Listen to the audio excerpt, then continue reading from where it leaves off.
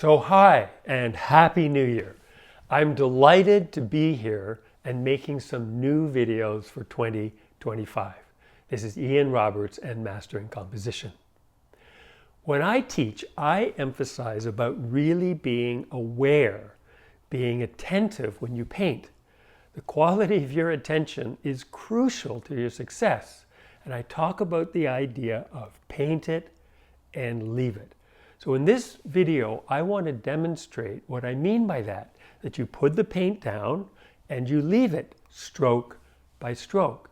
You don't fuss with it. And this is what it means to be painterly. It doesn't mean just being fast and free.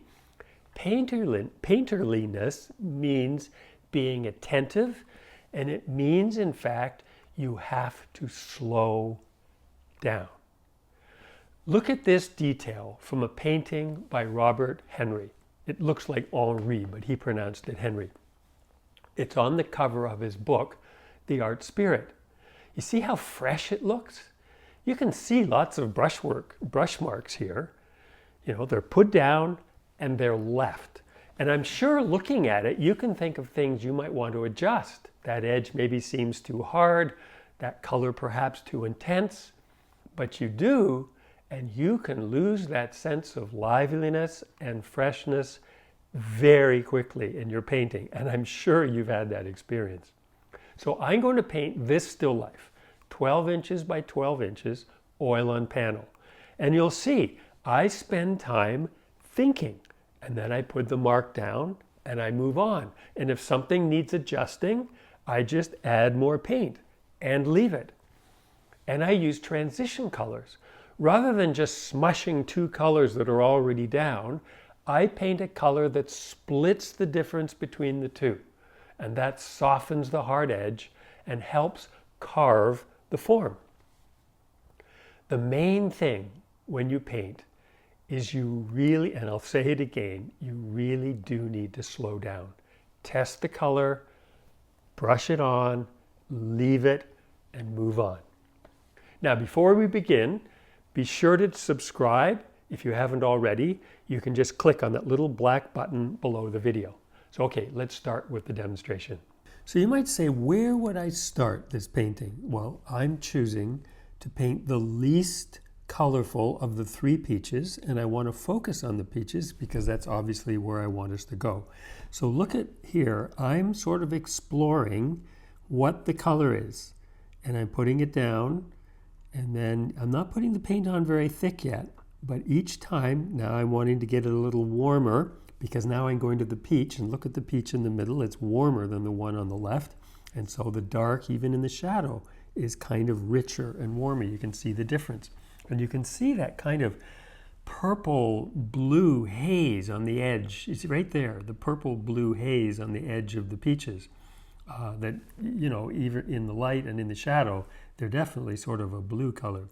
And then this is the strip of dark that runs in the glaze all the way around. And rather than using black, I used Phthalo Green and Alizarin, because just by mixing a functional black, we could say, it sort of changes, gets a little green here, a little red there, whatever. And it's just more interesting than just flat black, although the glaze probably is black. So you can see that in this one, I'm just painting in the shape. I mean, it's, you know, we know the shape, we put it in, there it is. It's not particular, but I'm just painting it and leaving it. And each time you see me paint something, I'm testing the color. If it seems to be okay, then I put it down. So I'm trying to do two things here. I'm trying to get the color right, but I'm also trying to get the width of that thing in a circle. So I'm just sort of brushing and brushing to make sure I'm sort of getting that smooth sense of it. Now this is the shadow side of the white edge on the top. You'll see I'll put the lights in later. But you can just see in each case, there's the edge that's going to be in shadow. There'll be a little light that goes on top of it. There's that black piece. You see, it's just, I'm painting the shape and I'm leaving it. I'm painting the shape and I'm leaving it. Now, if it's a round edge and I need to go back and forth a few times to get that edge, well, so be it. Then this is the shadow part just below that dark stream. dark, circle of glaze. And you see, in each case, I paint it, I leave it. I paint it, and I leave it. There, it's a little darker. I'll make it darker later, actually, to make sure that we're getting the sense that there's sort of dark coming in underneath that peach. But you see, it's not that I'm slapping paint on. I'm really being attentive to putting it down and leaving it. Now, this is the first color that is in the light. And you'll see that there's the first hit of light, and there's hardly any pink in it at all. It's just sort of that pale blue color, right? Now we're getting to an actual color of bright orange, where we actually start to see these colors. But there's not very many of them. You can see I'm sort of pulling the intensity down even there. Then this is a much warmer hit. But you see, I'm sort of getting the sense of it, putting it in. Okay, that looks okay. You see this time I'm spending looking at it. There it is, seems to be there too. Put another, that's a new color. Put that in there. There's sort of that gray blue color again. There's that little hit of yellow. You see how it's just a mark? Then you see that dark line, and there's another one. Hard edge between the light and the dark. That was a transition color of paint. You'll see it when we go back to it. You see, and it just rounds the edge out. So in each case here, you'll see, like that peach on the right, that I'll be putting a transition color in there, and I'll be putting a transition color in this peach that just turns the form so it looks round. But I do it with paint. Now there's a new color, sort of that peachy, pale blue color. Well, that's not blue, but see, there's transition color between the two. Transition color between the two. Get a little bit more color down on the bottom. Get some of that shadow color under there, so we're sort of seeing it, just seeing the shadow. Now, there seems to be orange you can see in the photograph, so we put a little bit of orange in that, just another line of paint, just clarifying what we're doing. There's the reflected light. I don't make it as bright as it is in the photo. There we're getting back. Now we've got some really intense color, and there we get those really light hits of gray.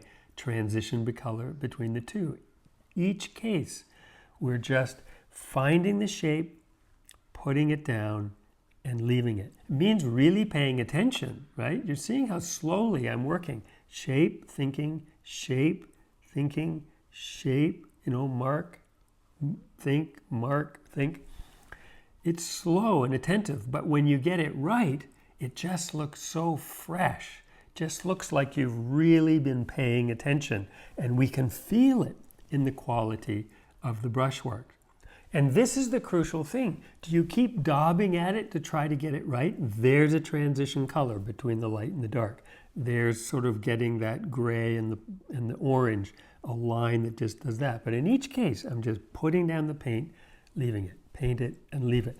But when you do that, if you have the courage in a way to do that, because the tendency is like, oh, not quite right, daub it, daub it, daub it. Now here's the lit side of the bowl where between the shadows, you see, and I just take it, just put it in, get the color right, and just pull a line. You can see I'm twisting the brush to get clean paint and pull it all the way out, and then just leave it. And then you can see there's these little hits of sort of adding the color. Now we're getting, this is, lots of times you want to have this sort of rich color and you start there. It's just coming in at the end, these little places. Now you can really see, paint it, leave it, paint it, leave it. These little marks of paint that are just kind of pulling the thing together as there's another transition color. And now I'm painting outside. See, I've sort of got the bowl and the peaches pretty much the way I want them.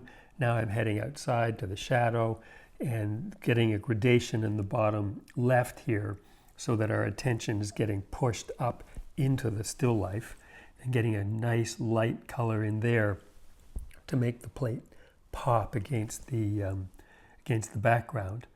And we've pretty much got the thing the way we want it. We're getting glare on the peaches now, so you don't see them entirely, but I'll show you the finished painting in just a sec.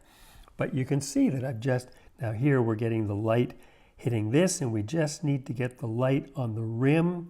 You see, I'm turning the brush again to make sure I'm getting clean paint. Get a new bit of paint.